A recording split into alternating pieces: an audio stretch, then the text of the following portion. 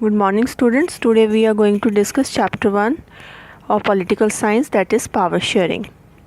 In this chapter we will study the concept of power sharing through example of two countries, that is Belgium and Sri Lanka. Now question can come in your mind, what is power sharing? So students, the concept of providing a permanent share of power in the government to different communities or regions is termed as power sharing. Under this, the people and the leaders of the nation respect the feelings and interests of different communities and regions. The principle of power sharing is very important for the unity and growth of democracy. So this is the concept of power sharing, and power sharing is desirable as it reduces the conflict between different social groups. Power sharing brings better outcomes. Power sharing is valuable. Power sharing provides stability to the political order, and power sharing is very spirit of the democracy. So power sharing is essential. If we are talking that we are living in a democracy, then we have to share power. Now moving forward, now we have to see the ethnic composition of Belgium and Sri Lanka. So we will study the concept of power sharing through the case studies of the two countries, that is Belgium and Sri Lanka. So we will see their ethnic composition. But first of all, let's understand the meaning of ethnic. So ethnic means a social division based on shared culture, and the people belonging to the same ethnic group believes in their common descent, that is common ancestors, because of the similarities of physical type or of culture or both, and they need not always have the same religion or nationality. And the example here we can give of the white race or the black race. So again I am repeating the meaning of ethnic: a social division based on shared culture. People belonging to the same ethnic group believe in their common descent because of similarities of physical type or of culture or both, and they need not always have the same religion or nationality. Now we have to see the case of Belgium. Let's see the case of Belgium on the basis of language, that is how the population is divided on the basis of language. So students, Belgium is a very small country in Europe, and Belgium is smaller in area than the state of Haryana, and it has borders with France, Netherlands, Germany and Luxembourg. It has a population of a little over 1 crore, that is about half the population of Haryana. And the ethnic composition of this small country is very complex. And students, Belgium has two regions, that is the northern part is known as Flemish region and the southern part is known as Wallonia region. And the 59% of population in Flemish region speak Dutch language, and the 40% of population in the Wallonia region they speak French language, and the 1% population they speak German language. So this we are talking about Belgium country. Now Brussels is the capital city of Belgium, and the ethnic composition of Brussels show that 80% of people speak French and 20% speak Dutch. So students, Brussels presented a special problem. The Dutch speaking people constituted a majority in the country but a minority in the capital, and vice versa for French, that is French speaking people constitute a minority in the country but a majority in the capital, and the minority French speaking community was relatively rich and powerful.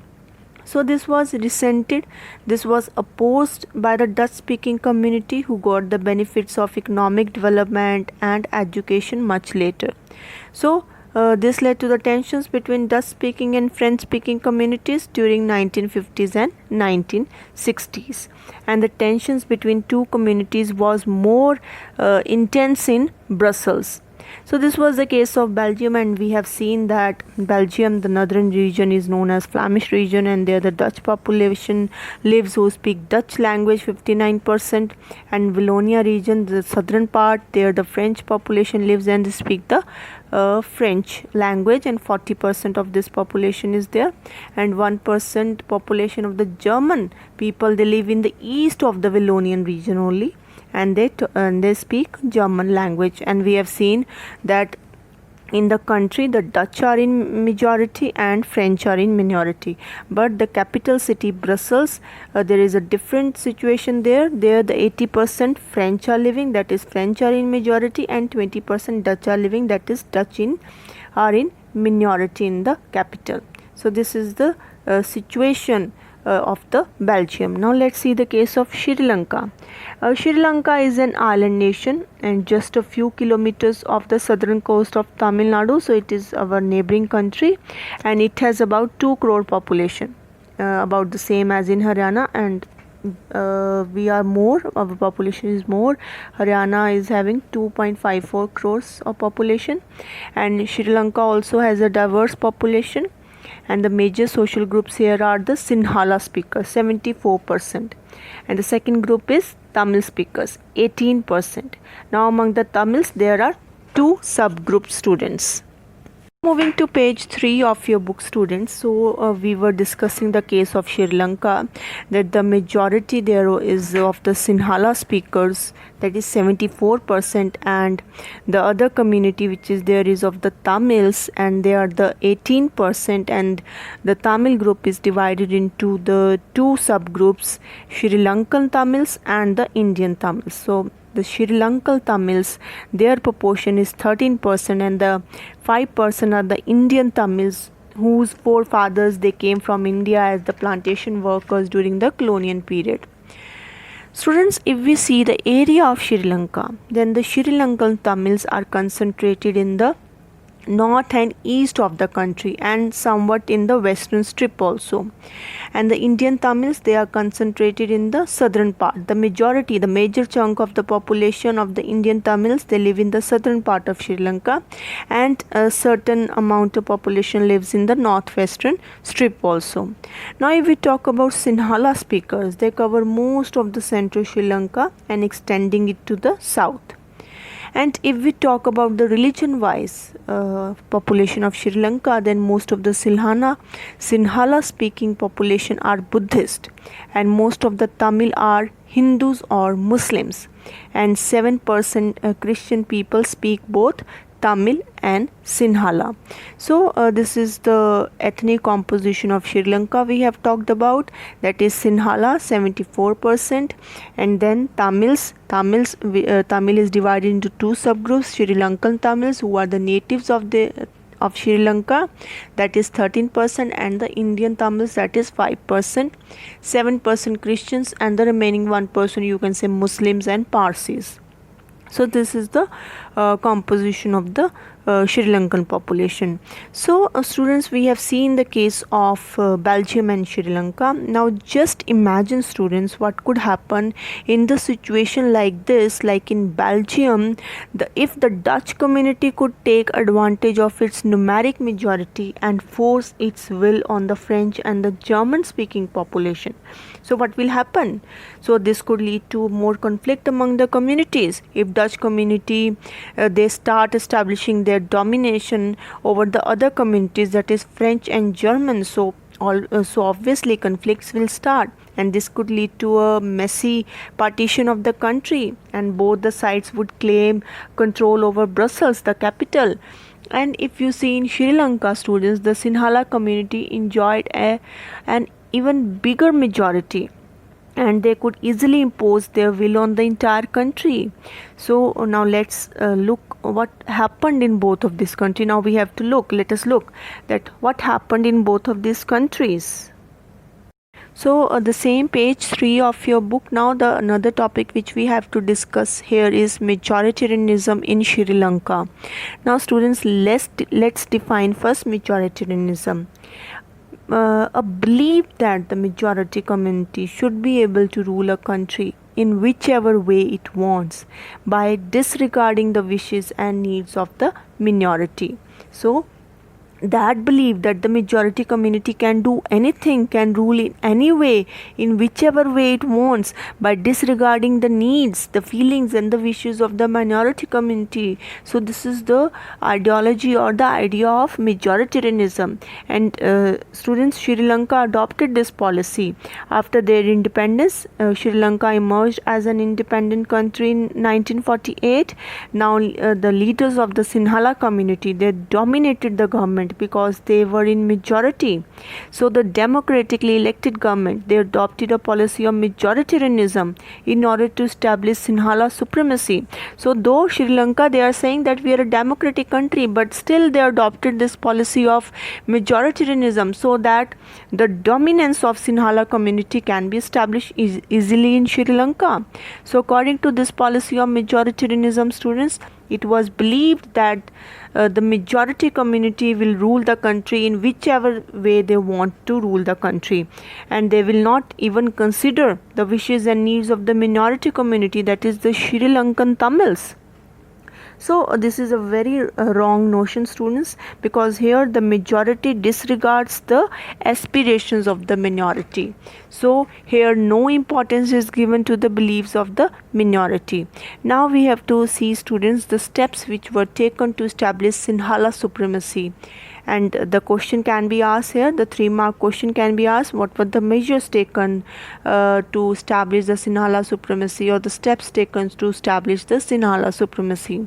So first is, students, in 1956 an act was passed to recognize Sinhala as the only official language, thus disregarding the Tamils. So Sinhala was made the official language.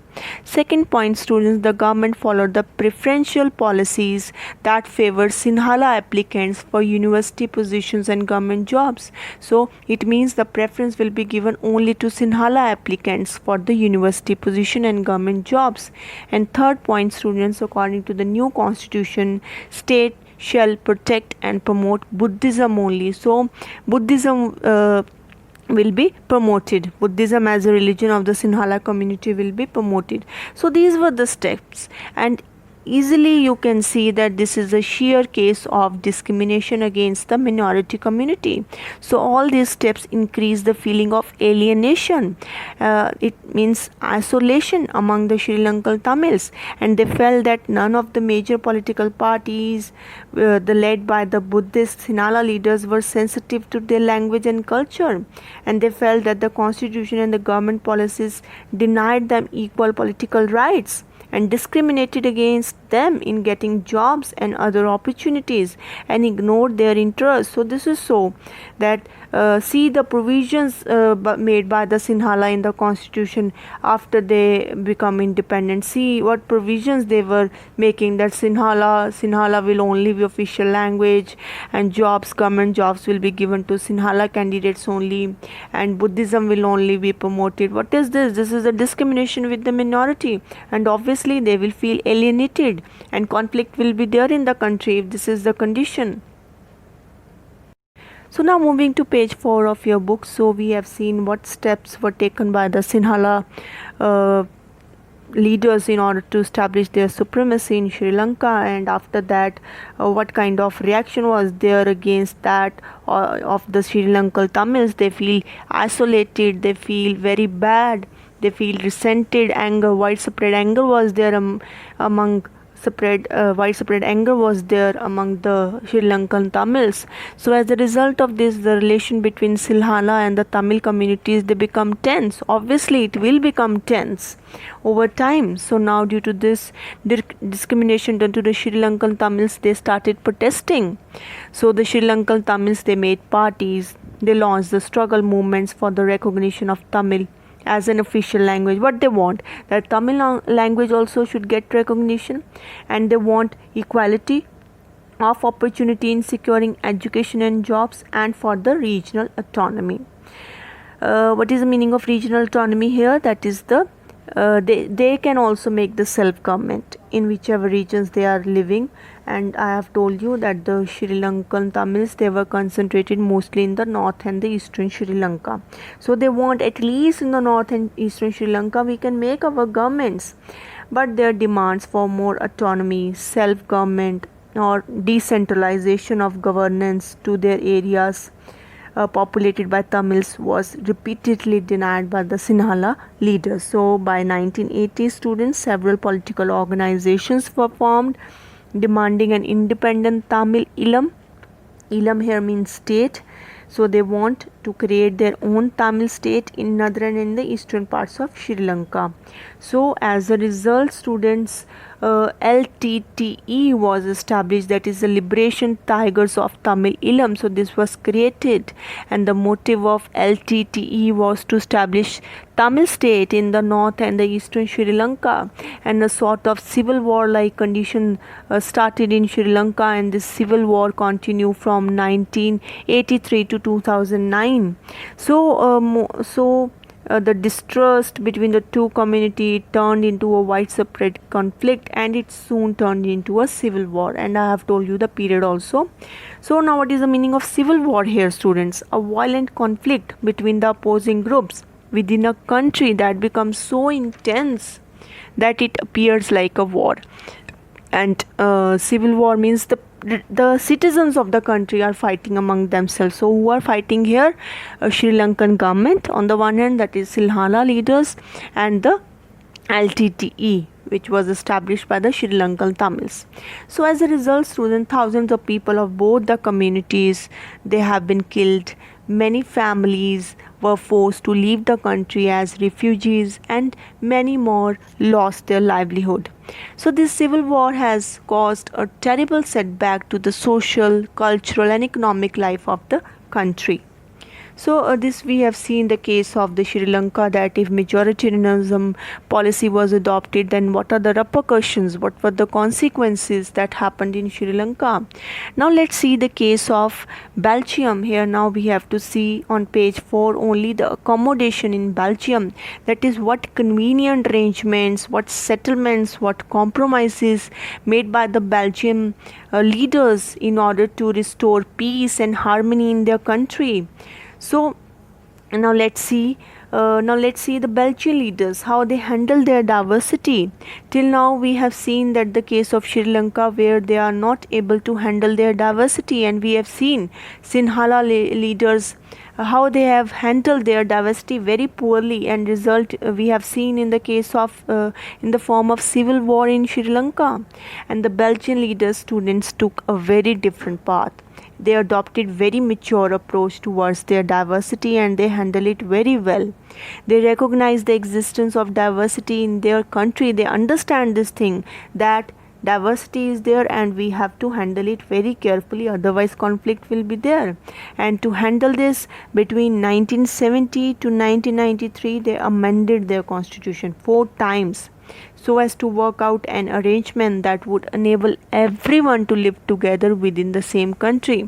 So they went to that extent that they amended their constitution, that whatever provisions we have to make, we will make in the constitution, so that all the communities can live peacefully in the country. And the arrangement they worked out is different from any other country, and it was very innovative. And now let's see some of the elements of the Belgian model. Question can be asked, 5-mark question can be asked, that what were the different elements of the Belgian model. Now students, first in the Belgian constitution they made the provision that the number of Dutch and the French speaking ministers shall be equal in the central government. So it means same number of leaders in the central government. Second, no single community can make decisions unilaterally. So as the number of leaders are same, so no community can make one-sided decisions.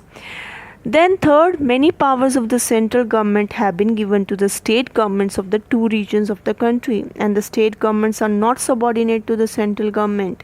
It means now powers were given to state government. After this, now fourth, Brussels has a separate government in which both the communities have equal representation. So Brussels will be having a separate government, and there both the communities will be having the equal representation.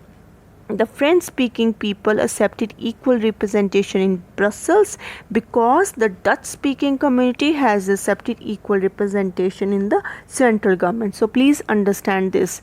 French are accommodating the Dutch in the Brussels, and the Dutch are accommodating the French in the rest of the country. So please understand this thing. And now after this, I think fifth point now we are on. Apart from the central government, the state and the state government, there is a third kind of government, that is a community government, and this community government is elected by the people belonging to one language community, that is Dutch, French and German speaking, and no matter where they live. So this government has the power regarding cultural, educational and language related issues. Belgian model, though complicated. So these were the provisions of the Belgian model. So Belgian model, though complicated, but these arrangements have worked very well in Belgium, and they help to avoid tensions and fights between the two major communities and a possible division of country on linguistic lines. So when many countries came together to form the European Union, student, Brussels was chosen as the headquarter. So now moving to page 5 of your book. So we were discussing in earlier pages the provisions of the Belgian model, and we have discussed that same number of leaders will be there in the central government. Then we have seen that the powers will be given to the state government, and Brussels will be having a separate government. Then apart from the central and the state government, student, there is a third kind of government, that is community government. So again, what is a community government? It is elected by the people belonging to one language community, Dutch, French and German speaking, and no matter where they live. So this government has a power regarding cultural, educational and language related issues. So this is the Belgian model, and this helped to avoid tension between the communities. And then Brussels was also chosen as the headquarter of the European Union. So what we learned, students, from these two stories of Belgium and Sri Lanka, that both are democracies, yet they dealt with the question of power sharing differently. So Belgium is also democracy and Sri Lanka is also democracy, and you see how they handle their diversity in the two cases with very different approach. The Belgian leaders, they adopted very mature approach, and on the other hand, Sinhala leaders, they adopted very arrogant approach towards their minority. And in Belgium, the leaders have realized that the unity of the country is possible only by respecting the feelings and interests of different communities and regions. And when they realized this thing, then they made such arrangements which were mutually acceptable for power sharing. But Sri Lanka shows us a very different example. It shows us that if a majority community wants to force its dominance over others and refuses to share power, it can lead to disunity in the country. But on the other hand, if we adopt more mature approach, then peace will also prevail in the country. This the Belgian leaders have shown us.